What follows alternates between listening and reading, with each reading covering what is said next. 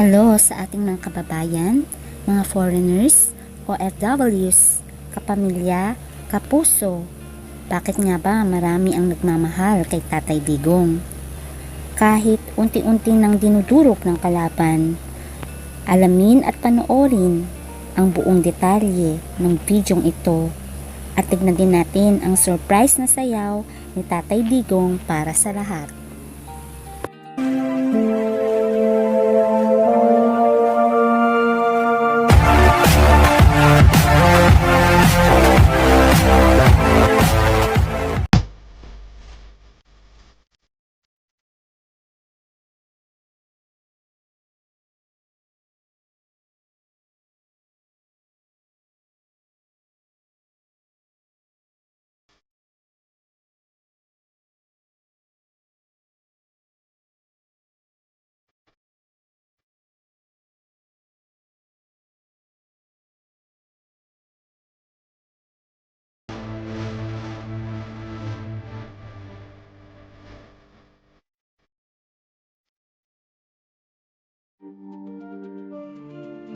Alam naman natin na nanalo si Tatay Digong na milya-milya sa kalaban at isa itong landslide.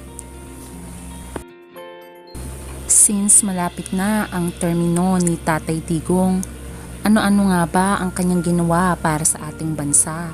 Ating alamin. Siyempre, inuna niya ang kinabukasan ng kabataan. At ano nga ba yun? Tinanggal niya ang mga pinagbabawal na gamot para maisalba ang kinabukasan ng mga kabataan. Siyempre, wala nang hassle sa airport, wala nang tanimbala, at tiyak na tuwang-tuwa ang mga OFWs at makakauwi silang safe sa ating bansa. Siyempre, goodbye to Abu Sayyaf at ang mga Maute at mga NPA na unti-unti nang sumusuko para magbagong buhay. Siyempre, mas pinaganda pa ang MRT at LRT station at maraming biniling train para lalong maging convenient ang mga pasahero sa pagsakay ng MRT at LRT. Siyempre, nandyan ang build, maraming daan at tulay ang pinagawa para mas maging convenient ang pagbabiyahe mula Luzon, Visayas at Mindanao. Siyempre, mahal ni Tatay Digong ang mga kabataan. Kaya nga pinirmahan niya ang Memorandum of Agreement between the Commission on Higher Education, CHED, and the 112 state universities and colleges and 78 local universities to launch the implementation of Republic Act RA 10931 or the Universal Access to Quality Tertiary Education Act. At ang sabi ni Tatay Digong, quote, "Education is the single most important legacy that we can bestow upon our youth. It opens doors for countless opportunities that will lead to their further empowerment, greater success, and the realization of their individual aspirations," the President said. Hindi lang yon, naglagay din ang gobyerno ng 700 million internet connection project for 7,000 public schools para magkaroon ng akses ang mga kabataang nasa liblib na lugar at makapag-aral sila using the internet. Kasi naniniwala si Tatay Digong na ang kabataan ang pag-asa ng bayan. Kaya naman, kabila-kabila ang proyekto niya para sa mga kabataan. Siyempre, mahal ni Tatay Digong ang mga magsasaka at mangingisda, kaya pinirmahan niya ang Law on Enterprise Development for Farmers and Fishermen. According dito, farmers and fishermen under the new law can avail of assistance in skills development, wider access to financing in the form of credit grants and crop insurance, and access to improve the technologies for research and development. Siyempre, nagbigay din ang ating gobyerno sa ating mangingisda ng mga bagong bangka sa iba't ibang panig ng Pilipinas para makatulong sa ating mga mangingisda. Siyempre, makakalimutan ba ng ating Pangulo ang ating mga OFWs? Alam niyo ba na pinagawa niya ang one-stop office para sa mga OFWs para hindi na sila mahirapang pumunta pa sa iba't ibang lugar para lang i-renew ang kanilang lisensya at ayusin ang iba pa nilang mga dokumento. At good news din, meron ring OFW Bank para sa kanila. At take note, ang ating passport ay 10 years na po. Hindi na tayo renew every 5 years. Marami ring mga tulay at daan ang pinagawa sa iba't ibang panig ng Pilipinas upang maging accessible at maging convenient ang mga Pilipino. Alam niyo ba na minodernize na rin ang mga kagamitan ng ating kapulisan at sundalo, bumili ng mga armas na bago at gayon din mga fighting jets and ships para sa Pilipinas. Ito ay ginagawa ng gobyerno para palakasin ang sandatahan ng ating bansa para iwas sa mga taong gustong manakop sa ating mahal na bayan. Hindi man nababalita sa social media pero maraming ng ospital ang pinagawa ang ating gobyerno sa iba't ibang panig ng Pilipinas at lahat ginagawa nila lahat ng paraan upang lahat ng Pilipino ay maging safe sa laban natin sa pandemya. Alam niyo ba na pinirmahan ng ating Pangulo noong February 2019 ang Universal Healthcare Bill into law? Ito ay naglalayon sa bawat Pilipino na magkaroon ng equitable access to quality and affordable healthcare goods and services protected against financial risk.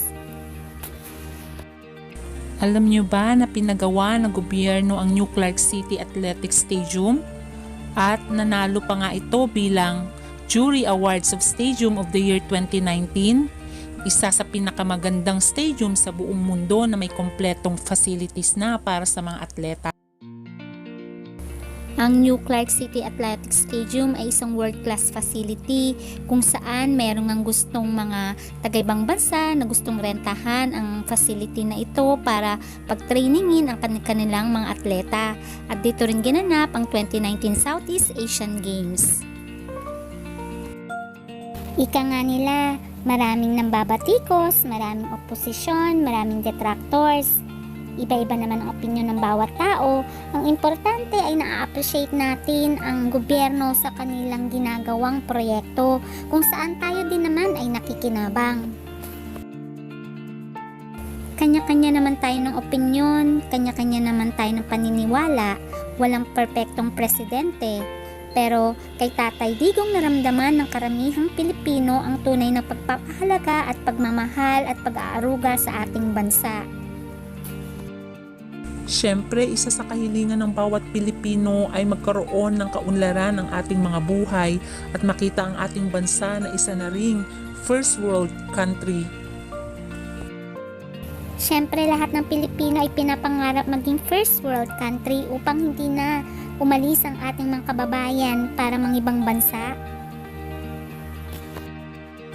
Tayo'y magmuni-muni, isipin natin ano ba ang nagawa ng dating mga administrasyon sa nakalipas at sa ngayon, may pagbabago ba tayong nararamdaman? Kung sa tingin nyo, nakikita nyo na may pagbabago kahit isa sa inyong paniniwala, ibig sabihin nun ay may ginagawa ang gobyerno.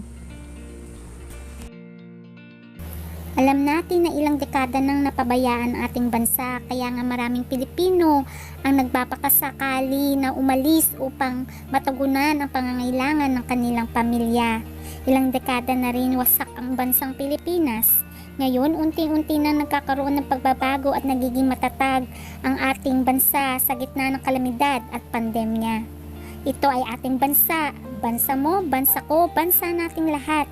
Tayo ay magtulungan no matter what.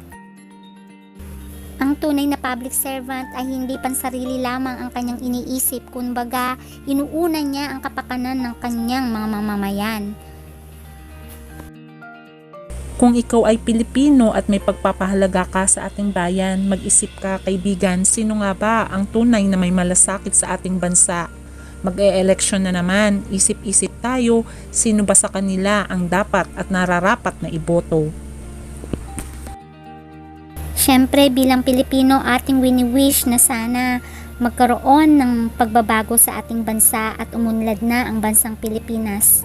Kaya ang pabaon ni Tatay Digong, stay healthy, happy, and enjoy life to the fullest. Spreading the good vibes lang, no more hate, spread love and respect each other's opinion. Hanggang sa muli!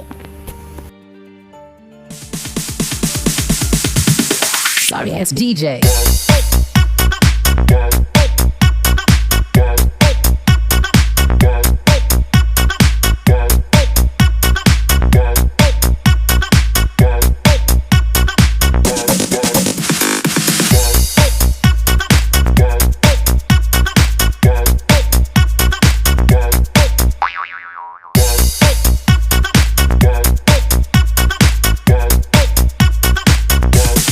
You can get some.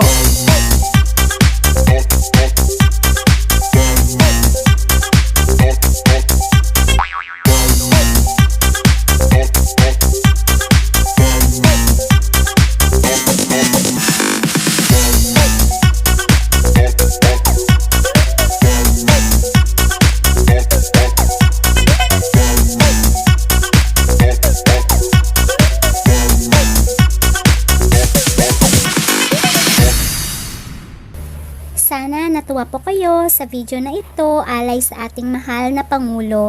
Spreading good vibes only, share the love. Please don't forget to like, share, and subscribe ang aking YouTube channel. Ingat po kayo. Bye!